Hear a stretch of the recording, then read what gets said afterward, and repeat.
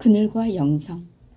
리더는 세상의 어떤 부분에 그리고 그곳에 사는 사람들의 삶에 그늘과 빛을 들이올 수 있는 힘을 지닌 사람이다.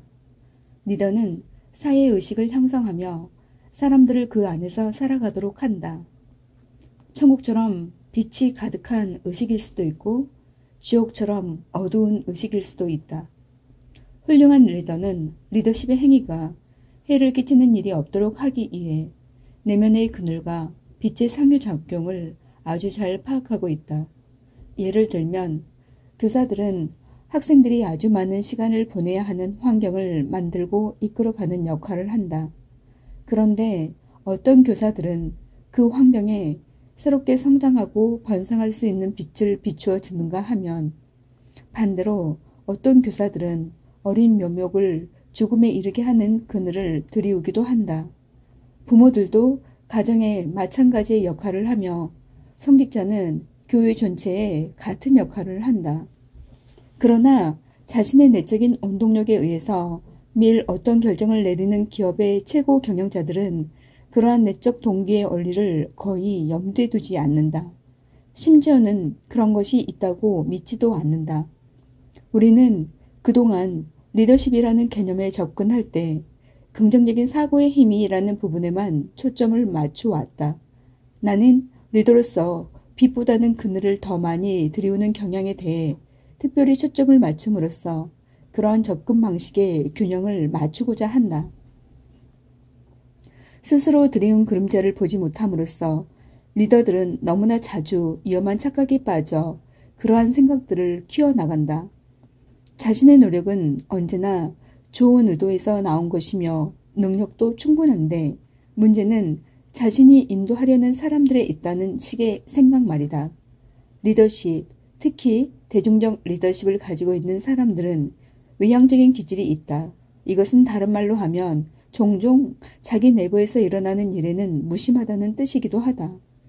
리더는 외부 세계를 경영하는 전문적인 기술뿐만 아니라 그늘과 빛의 근원을 향한 내면의 여행을 올바로 해내는 영적인 기술도 갖추어야 한다.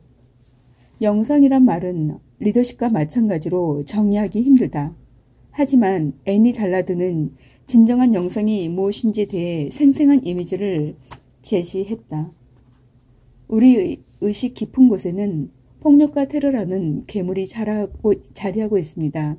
하지만 이 괴물들을 타고 우리가 인식할 수 있는 세상의 테두리를 넘어 더 깊이 들어가게 되면 과학으로는 밝혀낼 수조차 없는 거대한 바다를 만나게 됩니다. 매트릭스 구조와도 같은 그 속에 세상 만물들이 떠다니고 있습니다. 그 지점이 바로 우리가 세상에서 말하는 선에게는 선한 힘을, 악에게는 악한 힘을 주는 근원입니다. 이 지점은 매우 복잡하고 설명할 수 없는 관계의 그늘망 속에서 모든 것이 하나로 통합된 장입니다. 또한 이 지점에 다다르면 서로에 대한 그리고 또 자신에 대한 근원적인 사랑을 경험하게 됩니다. 이것은 학습으로 얻어지는 것이 아니라 그냥 우리에게 주어지는 것입니다. 달라드는 영적 여행의 중요한 특징 두 가지를 지적한다. 그 중에 하나가 어둠으로의 여행이다. 어둠의 여행은 우리를 인생의 가장 힘들고 어려운 현실을 향해 안으로, 아래로 이끌고 간다. 우리가 알고 있는 이상적이고 긍정적인 세계와는 반대 방향으로 나아가는 여행이다. 왜 우리는 아래로 내려가야만 하는 걸까? 왜냐하면 그 여행을 통해 우리는 자기 내부에 있는 어둠을 볼 수 있기 때문이다. 그 어둠은 우리가 다른 사람에게 들이우는 그늘의 궁극적인 근원이기도 하다. 저기 내 안에 있다는 것을 알지 못하면 우리는 누군가 저 바깥에 있는 사람을 적으로 만들 방법을 수천 가지나 찾아낸다. 그래서 사람들을 해방시키기보다는 억압하는 리더가 되고 만다. 하지만 애니 달라드의 말대로 자기 내부에 있는 어둠의 괴물들을 타고 아래로 계속 내려가면 중요한 한 지점에 도달하게 된다. 그 지점은 모든 것이 하나로 통합된 장이며 자기 자신과 서로에 대한 근원적인 사랑을 경험하는 상태이다. 또한 조각난 인간 삶의 표면 아래 공유되는 의식의 공동체이다. 훌륭한 리더십은 자기 내부의 어둠을 꿰뚫고 지나가 사람들과 하나가 되는 지점에까지 도달한 사람들에게서 나온다. 그들은 이미 어둠을 경험했고 길을 알고 있기에 다른 사람들을 완전함으로 이끌 수 있다. 바클라프 하벨은 애니 달라드가 묘사한 여행을 잘 알고 있을 것이다. 체코인들에게 강요된 정치적 압박과 공산 정권 하에서 살아남기 위해 싸울 때 하벨이 겪었던 심리적인 우울증의 과정에서 알 수 있다. 1975년 하벨은 우울증의 힘에 밀려 체코 공산당 대표 구스타프 후작에게 공개 항의 사안을 썼고 그로 인해 그는 투옥되었다. 그 편지는 하벨이 자살 대신에 선택한 자기 치유의 행위였다. 또 그것은 더 이상 분열된 삶을 살지 않겠다는 결정의 표현이었다. 하벨은 침묵은 거짓된 삶과 내적인 자기 파멸을 자초할 것임을 알았던 것이다. 그것은 우리가 어떤 난관에 봉착했을 때 앞에 놓이는 선택이다. 넬슨 만델라 역시 똑같이 선택했다. 그러기에 28년간의 수감 생활 동안 절망에 빠지는 대신 내적으로 리더십을 준비한 것이다.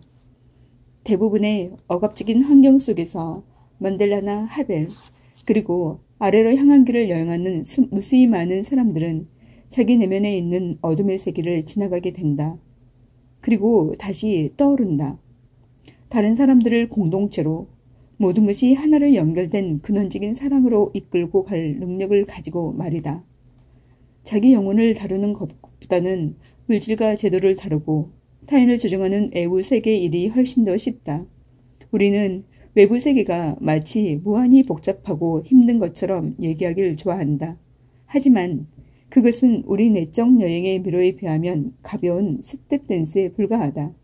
하지만 어째서 그 많은 어려움과 위험에도 불구하고 그런 류의 여행을 떠나려는 사람이 있는 것일까? 우리가 내적인 여행을 떠나게 되는 이유를 잘 나타내주는 나의 경험을 하나 들려주겠다. 나는 40대 초반에 극기훈련 프로그램에 참여하기로 결심했다. 당시에 내가 어렴풋이나마 알고 있었던 사실은 내가 막 우울증에 빠지려 하고 있다는 것. 그리고 극기훈련이 내 인생을 뒤흔들어 그것을 통해 내가 알아야 할 것을 배울 수 있을지도 모른다는 거였다. 나는 메인주 해안의 허리케인 섬에서 벌어지는 일주일짜리 코스를 택했다. 이름에서 프로그램이 어떤 것인지 알아차렸어야 했다. 다음번에 그런 일이 있다면 반드시 행복한 정원이나 즐거운 계곡 코스를 택하리라. 그 일주일은 진정한 성장을 경험한 기간이긴 했지만 동시에 두려움과 혐오의 기간이기도 했다. 일주일간의 프로그램에서 나는 내가 제일 무서워하는 도전에 직면했다. 강사 한 명이 나를 높이가 30m가 넘는 절벽 끝에 세웠다. 내 허리에는 너덜너덜해서 끊어질 것처럼 보이는 가느다란 밧줄 하나를 묶어주고는 절벽 하강을 시작하라고 했다. 뭐라고요? 내가 말했다. 그냥 내려가요. 강사는 전형적인 극기훈련 방식으로 명령했다. 나는 내려갔다. 그리고는 꼭대기에서 1m 정도 아래쪽에 선반처럼 튀어나온 바위턱으로 쿵 하고 떨어졌다. 온몸의 뼈마디와 머리가 으스러질 것만 같았다. 강사는 나를 내려다보며 말했다. 무슨 말인지 잘 모르는가 보군요. 네, 나는 뭐라 반박할 입장이 아니었다.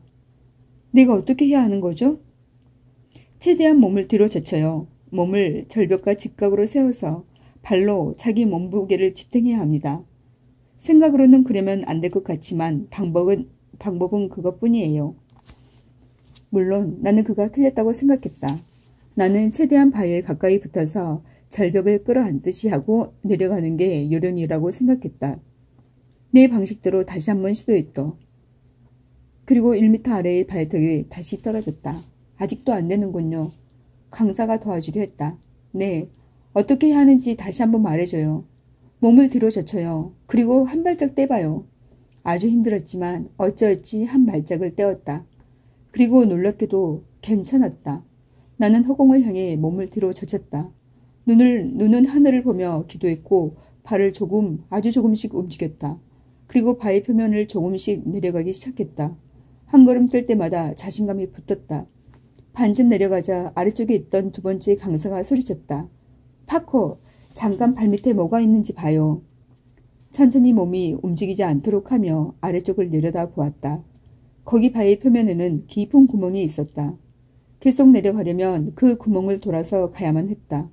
이제 막 똑바로 내려가는 것에 조금 익숙해졌는데 이젠 그렇게 가면 안 되는 것이었다. 코스를 바꿔 몸을 돌려서 구멍의 왼쪽으로든 오른쪽으로든 돌아서 가야 했다.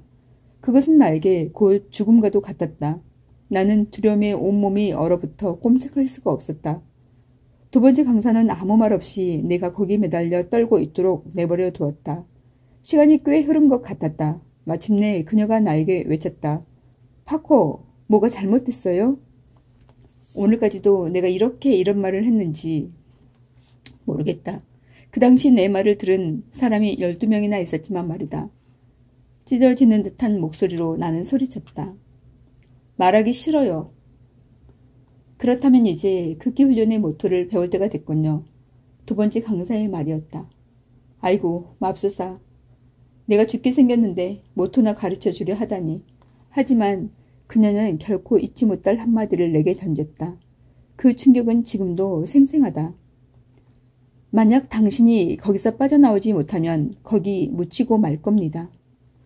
강사의 말은 너무나 강렬해서 내 머리를 그냥 스쳐 지나 내 몸으로 뚫고 들어와서는 내 다리와 팔을 움직이게 했다. 나를 구하러 날아올 헬리콥터 같은 것은 어디에도 없었다. 절벽에 강사가 로프를 당겨 나를 끌어올려 주지도 않을 테고 땅으로 사뿐히 나를 내려놓을 낙하산을 지고 있는 것도 아니었다. 이 어려움에서 빠져나갈 방법은 그 안으로 들어가는 것뿐이었다. 내 발은 조금씩 움직이기 시작했다. 그리고 몇 분 후 나는 안전하게 내려왔다. 왜 사람들은 이합적이고 험난한 안으로의 여행을 떠나려 하느냐고? 왜냐하면 자기가 처한 내적인 상황에서 빠져나올 방법이 그것 말고는 없기 때문이다. 그러므로 차라리 그 안으로 들어가는 것이다. 유일한 탈출구는 안으로, 아래로 향하는 영적 여행길의 과정 속에 있다.